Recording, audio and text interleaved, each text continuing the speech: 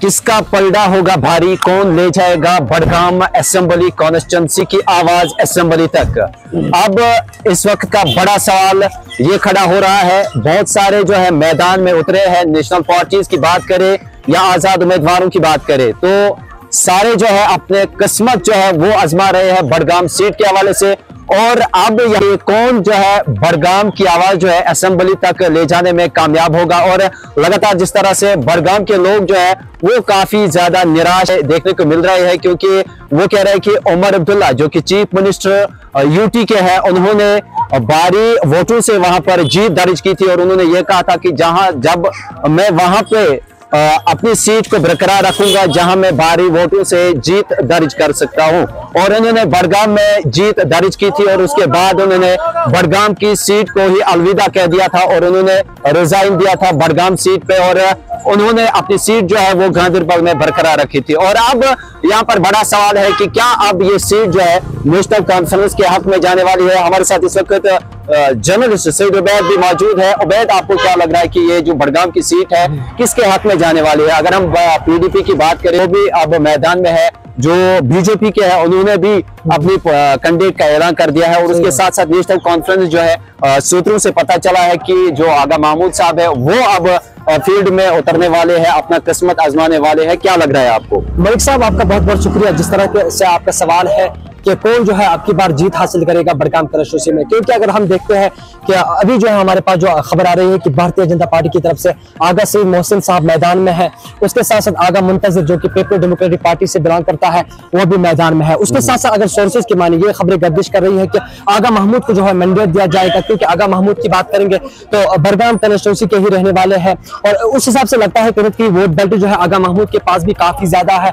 उसके साथ आगा मुंतजिर की बात करेंगे, आगा मुंतजिर ने भी जो है इससे पहले जब वो मुकाबले में थे उमर अब्दुल्ला के, तो उमर अब्दुल्ला से जो है वो कुछ तकरीबन 10 से 15 हजार वोट पीछे रहे हैं। उस टाइम भी जो है आगा मुंतजिर ने काफी अच्छे वोट जो है वो हासिल किए हैं।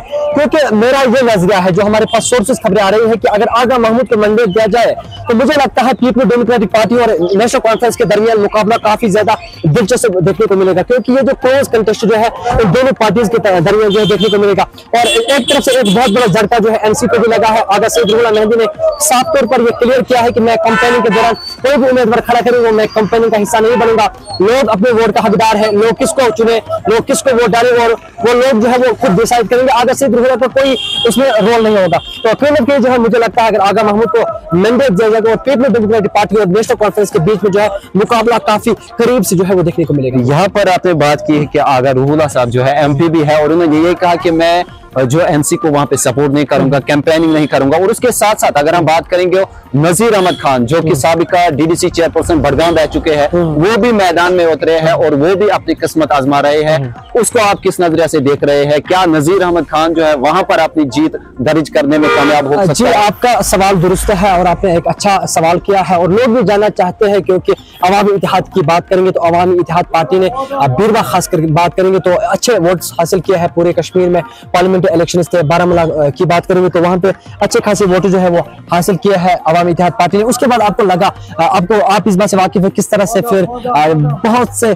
कम मार्जिन जो है वो वोट जो है अवामी इत्तेहाद पार्टी को, अगर शुपियान की बात करें तो कुछ सीटें जो है हासिल किया असेंबली इलेक्शन में अवामी इत्तेहाद पार्टी ने। तो मुझे लगता है कहीं ना कहीं जो है नजीर अहमद खान काफी ज्यादा पीछे मुझे नजर आ रहा है बड़गाम कॉन्स्टिट्यूंसी में। बात करेंगे तो वोट बेल्ट जो है वो नजीर अहमद खान का भी ठीक है। अगर नारबल की बात करेंगे और सोबू की बात करेंगे तो कुछ वोट्स वहां पे मिल सकते हैं नजीर अहमद खान को। और मैंने आपको पहले ही बताया ये जो कॉन्स्टिट्यूंसी है यहाँ जो वहां के रहने वाले आगा महमूद साहब, आगा सईद मुंतजिर साहब, तो मैंने आपको पहले ही बताया कि इसमें काफी ज्यादा आजाद उम्मीदवारों की तादाद है, वो भी अपने वोट लेंगे। नजीर अहमद खान, जिब्रान डार, उसके साथ साथ अवामी इत्तेहाद पार्टी की बात करेंगे। भारतीय जनता पार्टी ने अपने कैंडिडेट का ऐलान कर दिया है, वो भी अब इस मैदान में उतरे हैं बड़गाम कॉन्स्टिट्यूंसी की बात करें तो वो उस वोट जो है वो भी काफी ले जाएंगे और उससे भी वोट जो है वो डिस्ट्रीब्यूट होंगे। बिल्कुल आपका कहना दुरुस्त है, क्योंकि जिस तरह से भारतीय जनता पार्टी ने आगा मोहसिन साहब को जो है खड़ा किया है, क्योंकि वो भी आगा फैमिली से ही बिलोंग करता है, ये तो जाहिर सी बात है वो भी अपना अच्छा खासा वोट जो है वो लेगा। तो उससे जो है क्या होगा मुकाबला काफी ज्यादा करीब देखने को मिलेगा, क्योंकि उससे एनसी का भी वोट कटेगा, पीपल्स डेमोक्रेटिक पार्टी का वोट भी कटेगा, और इससे लगता है मुकाबला और भी दिलचस्प देखने को मिलेगा। और सोर्सेज की माने तो इससे पहले कहा जा रहा है कि रुहुल्लाह गाजी साहब भारतीय जनता पार्टी की तरफ से, कुछ खबरें चल रही है मोहम्मद मीर साहब भारतीय जनता पार्टी की तरफ से।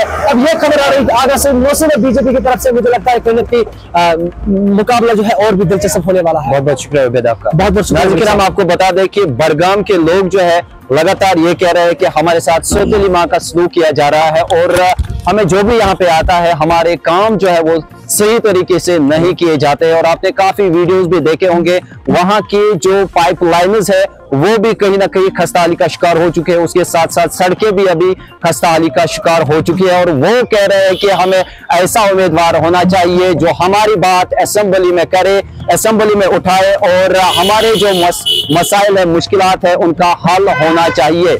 मजीद अपडेट्स के लिए आप बने रहिए JK अलर्ट के साथ। हमें दीजिए इजाजत। खुदा हाफिज।